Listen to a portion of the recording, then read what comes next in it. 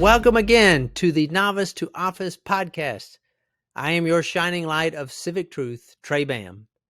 Thank you again so much to everyone who is listening or watching. I am truly blessed and humbled, and I hope you're learning something. One of my chief motivations for doing this podcast is to try to help us all return to the political basics, some of that old-time civic religion. And thanks again to everyone at Market Scale for their hard work and support of the face made for the podcast. In today's episode, we will attempt to pull off the miracle at Cedar Park. Our subject matter has been called The Miracle at Philadelphia. This was the title of Catherine Bowen's famous book from the 1960s about the creation of the U.S. Constitution. We're going to create the miracle at Cedar Park, my home in the Austin, Texas suburbs, because I'm going to do a podcast on the Constitution in less than 30 minutes. So here goes. I wore a tie given the seriousness of the subject. Our story has a protagonist. I'm not going to call him a hero because I want to hear what you think in the comments. But James Madison is indisputably the protagonist of the story of the Constitution. Indeed, he might be the most pivotal political figure in American history you hear the least about, as the place became the formal United States. Now, I'm a big Washington guy, and we'll probably devote a later podcast to him, but I'm skipping over him for the moment as we lay out these first few episodes on basic American government. We'll talk more about what actually happened during the Revolutionary War another time, I promise. But today is James Madison Day. I'm not much of a Jefferson guy. I personally think he was a spoiled brat. Yes, Jefferson drafted the Declaration, but the final version was done by a committee. And as I said in episode 1, he copied some of the document anyway from John Locke. And we'll see next week when we talk about how political parties emerged in the United States. It was really Madison who made the difference there in what became known as Jeffersonianism. Definitely the practical political impact of it. So this little 5-foot, soft-spoken, sickly guy, James Madison, had an outsized and regularly overlooked impact on how American government got going. And he's a plain old protagonist because, as I think you'll see, his motives were at times a little cynical and pedestrian, at least in contrast to what many Americans may think patriotic ethics should be. Madison was born in Virginia in 1751. So much of who he was and came to be is rooted in the fact that he was absolutely a man of leisure. His dad and his family were among the wealthiest in Virginia, lots of land, slaves, tobacco, and other crops. Madison was the oldest of a dozen children, and he basically was indulged to go after whatever intellectual pursuits he desired. I wouldn't say he was spoiled, and he wasn't a slouch. I mean, he kind of had an anxious health that kept him inside. It seems like he had a little bit of hypochondria. But when it came to developing his mind, Madison worked very, very hard. He quickly exceeded the teachings of a private family tutor. He enrolled in Princeton when he was very young. Back then it was called the College of New Jersey. He flew through Princeton and got his BA in 2 years. He also got involved in debate at Princeton. And also by this time, most of the colleges in the West were teaching courses on the early Enlightenment philosophers, and Madison really got into that. So there's a strong sense that Madison got the political bug during this time. And this was truly what motivated him throughout his life. For example, he would study law as a means for learning politics, but he never actually became a practicing lawyer. And he would take extended time off to read a bunch of philosophy. And he had the resources to do this. He also had no girlfriend. And he would not marry until he was in the 40s. That's how committed he was to politics. He had these almost unlimited resources to support himself through his father's estate. And what he did was using them, he supported a hyperactive political life. He was fighting age during the Revolution, but he didn't go where the shooting was. Instead, he stayed in Virginia and helped set up the new state of Virginia after the Declaration. Between that and his health, Madison very much wanted to create the structure of the United States and not really shoot at people. I suppose someone could fault him for cowardice or maybe even elitism, wanting to stay in the rear with the gear. Yet there's something to be said, I think, for wanting to build a solid governing foundation for your new country, for your experiment, and knowing yourself well enough that you could make the most contribution doing that. So I'll give him a little bit of a pass. By staying in Virginia, Madison became friends with Thomas Jefferson, who was 8 years his senior. Jefferson had returned to Williamsburg, the Virginia capital, after the Declaration of Independence, and he began setting up a self-governing state because they, had gotten rid of their king. Jefferson eventually became the governor of Virginia during the war, and he immediately moved the state capital to the tiny town of Richmond, further up the James River. Jefferson observed correctly that Williamsburg had too much of those old ties to the elite English noble families and wanted to move revolutionary operations out of areas of the state that were still loyal to the crown. Jefferson also used his influence to get his new friend James Madison elected to the Second Continental Congress, which was still meeting in Philadelphia. They had become the de facto government of the new United States as the war got going. They were chased out of Philadelphia a couple of times, but that's mainly where they were. And this was like putting a duck in the water for Madison. While serving, Madison used his talents to help draft the U.S. government version 2.0, a structure called the Articles of Confederation. Now, bear with me as I describe what the Articles of Confederation were. The founders were sensitive to looking like they were replacing the crown with just another set of snobs, which they kind of were. And they knew that they had opened a Pandora's box of democracy by demanding of the king no taxation without representation. And so they felt they had to better make sure that people didn't abandon them out of hypocrisy. Moreover, those colonies that we talked about last week were fiercely independent.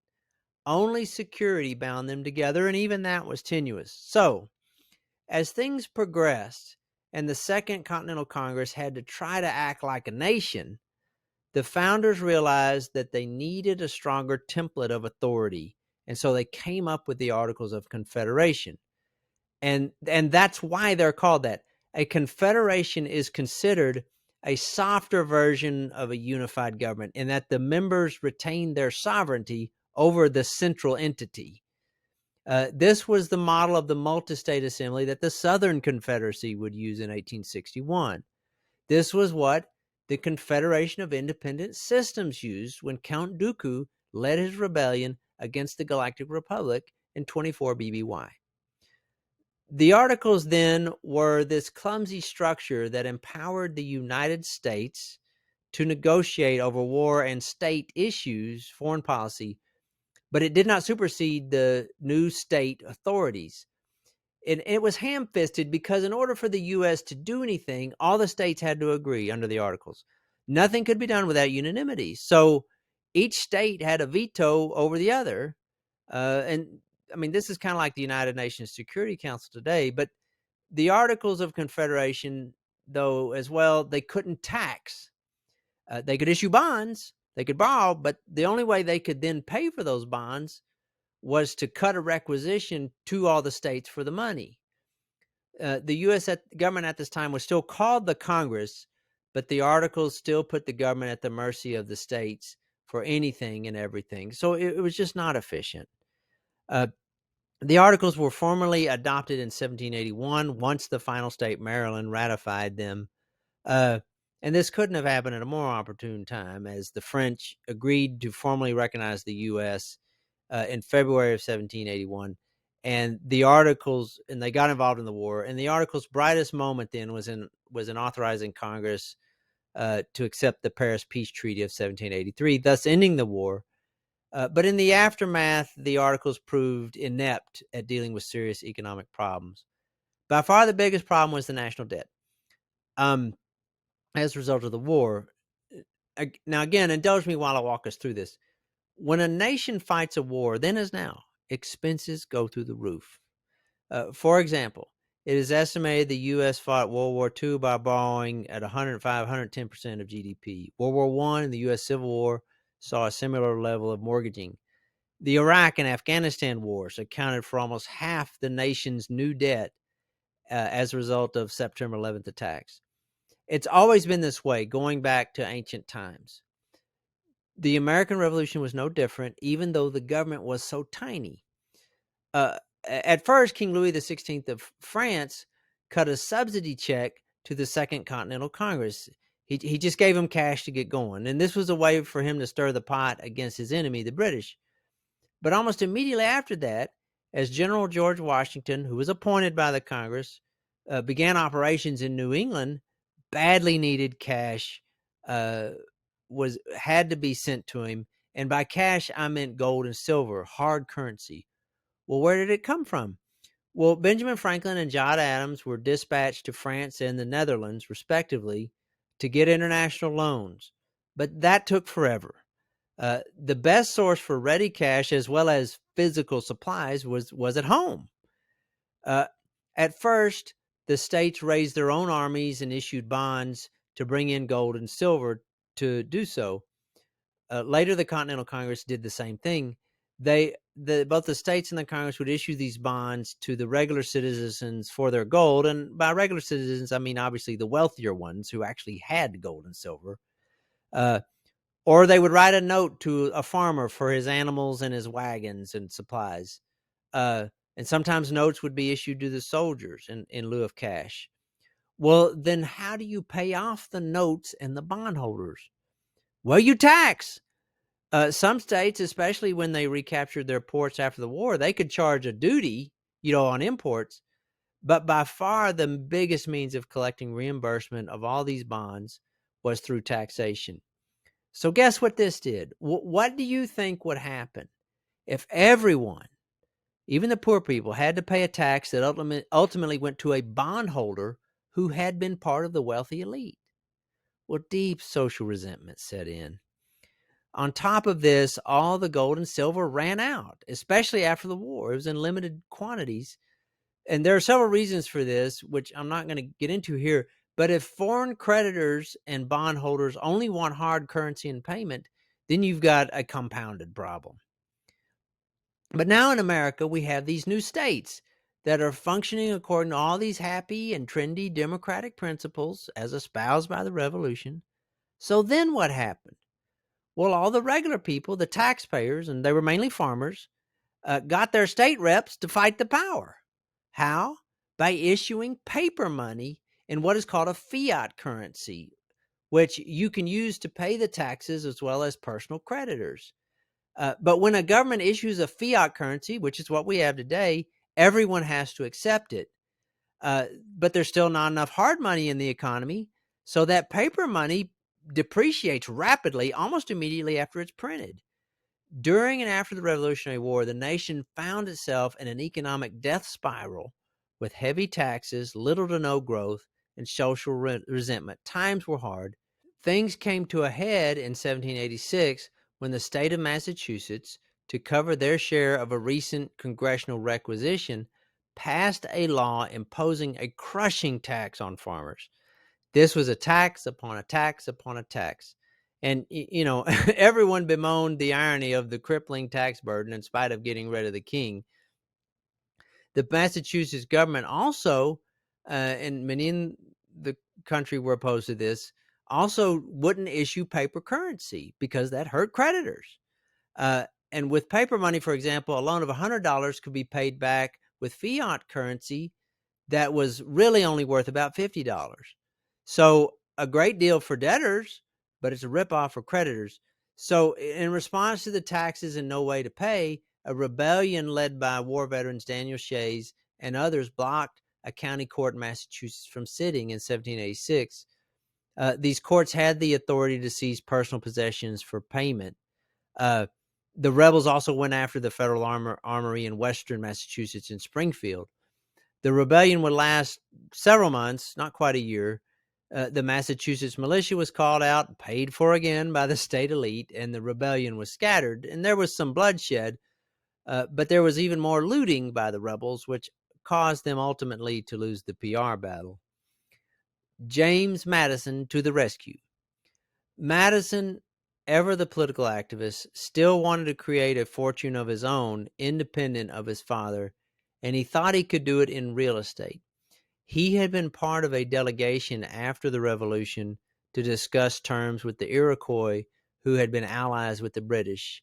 And after the meeting, he toured the Mohawk Valley in what is now upstate New York. He was certain that speculating here would grant him a personal fortune that would get him out on his own. But he couldn't get a development loan for the land deal due to the hardships in the country, in spite of his family's status. So he wrote a letter to his rich pal, Thomas Jefferson, who, after the war, he had gone to Paris to establish diplomatic relations with France. Jefferson replied that no one in Europe was interested, as they were convinced any deal resting on American credit was a loser. I believe it was a defining moment for Madison. This noble founding father realized a legally stable economic system that supported creditors was what truly ailed the barely standing United States. Historian Woody Holton puts it this way in his book, Unruly Americans and the Origins of the Constitution. Quote, Madison would not really reach manhood until he became the head of his own household, and to do that, he would need to establish a gilt-edged credit rating, not only for himself, but for the nation as a whole, end quote. Madison then set about organizing what was called a convention of the states to revise, update, and replace the clunky Articles of Confederation, because they weren't getting it done. Along with fellow Continental Congressman Alexander Hamilton, Madison and others got elected as delegates to this convention to be held in Philadelphia in May of 1787. Everyone knew something had to be done about the nation's economic problems. That wasn't a question. But the concern was how to do this without overriding democratic principles. Madison arrived at the convention having done most of the homework already. He laid out his first template for the Constitution. It was literally called the Virginia Plan. And some of us may recall the different subplots and the dramas that went into the creation of the Constitution here. I'm not going to go over those, maybe in later episodes. But I'm going to tell one that maybe is not as well known, but it was very critical. In his plan, Madison called for congressional districts that were big enough to be insulated from organized hyperdemocracy. So big districts. One of the problems he saw in the states was that from election to election, entire slates could be thrown out based on the fervor over taxes, debts, paper money, all those controversies. So Madison wanted large districts where people couldn't organize as effectively and thus cause this kind of volatility. Probably what would become Madison's greatest contribution to civics came at the very end of the Philadelphia Convention. He thought a district should have no less than 15,000 or so population. And this was already very radical from a revolutionary standpoint. Thomas Paine, for example, who was amongst the most radical, he proposed much, much smaller districts, several hundred, in keeping with the spirit of the times. But the convention delegates seized on the insulated district idea by Madison, and they went a step further. In an effort to protect the elite and the creditors even more, they wanted to make the minimum size 40,000 people. This would have translated to barely more than 60 congressmen in the whole House of U.S. Representatives, which would be serving 3.5 million people. In an effort to temper the snobbery, Massachusetts delegate Nathaniel Gorham, in Shays' Rebellion, undoubtedly fresh in his mind, proposed an amendment to reduce that number to 30,000 people. In the only moment of the convention when he spoke, George Washington, who was the presiding officer, never said anything, but he threw his support behind Gorman for fear that the giant districts would imperil ratification of the whole thing. And this is one of the reasons why I'm a Washington guy. The guy had an intuitive sense of how to balance the people with the practical. The Constitution then went on to be ratified in a wild series of state assemblies. And what ultimately carried the day in those debates, especially in the South, was over security more than economic stability. But that's not for lack of trying. It's Madison, Hamilton, and many others who wrote pro-constitutional essays across the country, insisting the Constitution would cure everyone's financial woes. Madison's essays were included in a body of writings known as the Federalist Papers, and Hamilton's. Madison stated his desire for a federal republic very clearly in Federalist Number 10 by saying of pure democracy, quote, democracies have ever been spectacles of turbulence and contention, have ever been found incompatible with personal security or the rights of property, and have in general been as short in their lives as they have been violent in their deaths. I believe he had in mind his ability to get a real estate development loan when he used the word property. In more than a few of the states, such as Virginia, the Constitution was ratified only after guys like Madison promised to amend it to protect personal rights once the legislative structure was set up. The other promise pushed by Hamilton was that a bill would also be introduced to take on all the state debts, which would in turn alleviate the local tax burdens. And this did, in fact, happen. Congress would pay for everything, in other words. The federal government would now have the power to tax and would be the only government entity that could collect duties at the ports and tax incoming foreign goods, which is also known as a tariff. This was set up in Article 10 of the Constitution, a concise paragraph that in effect weakened the states in just a few words. That single article, Article 10, more than anything, makes the Constitution really an economic development document to which all the other articles about legislative powers, the president, and the judiciary are all really subordinate. Today, we don't think about this true force of the Constitution at all. Hamilton kept his promise, as I said, and came up with a way as Secretary of the Treasury to take on all the war debts. Madison kept his promise, and as one of the first congressmen from Virginia, introduced the bill that would become the first 10 amendments to the Constitution, also known as the Bill of Rights. And this latter group is what most of us think of when the Constitution is mentioned. We get really worked up over an issue related to one of the amendments, but that really had nothing to do with Madison's primary purpose, which was creditworthiness. But then again, the ability to borrow might be more at the heart of being an American than our supposed rights. The father of the Constitution finally inherited his father's estate at age 50, and this was as rich as he ever got. I mentioned Madison didn't marry till he was in his 40s. This was to a widow with one son named Dolly Payne, a vivacious social driver. Dolly would actually go on to pioneer much of the role of the First Lady when her husband became president in 1809. Really, before that, actually, she had served Jefferson in a similar capacity. Jefferson was a widower when he was president, and she was familiar with everything. Dolly instituted "Hail to the Chief" as the musical intro for when the president enters the room, as it was a way for everyone to stop and not overlook her short and skinny husband. Dolly's incredible ability to throw a party, however, wouldn't slow down after they left office. And in addition to some squandering by his stepson, Madison and Dolly would die with the considerable loss of even the inherited wealth. Was Madison a hero to our liberal democracy? Let me know in the comments below. In our next episode, we'll talk more about family matters when I discuss George Washington's two sons, the birth of American political parties. Don't forget to like, follow, and subscribe. Until then, keep it free.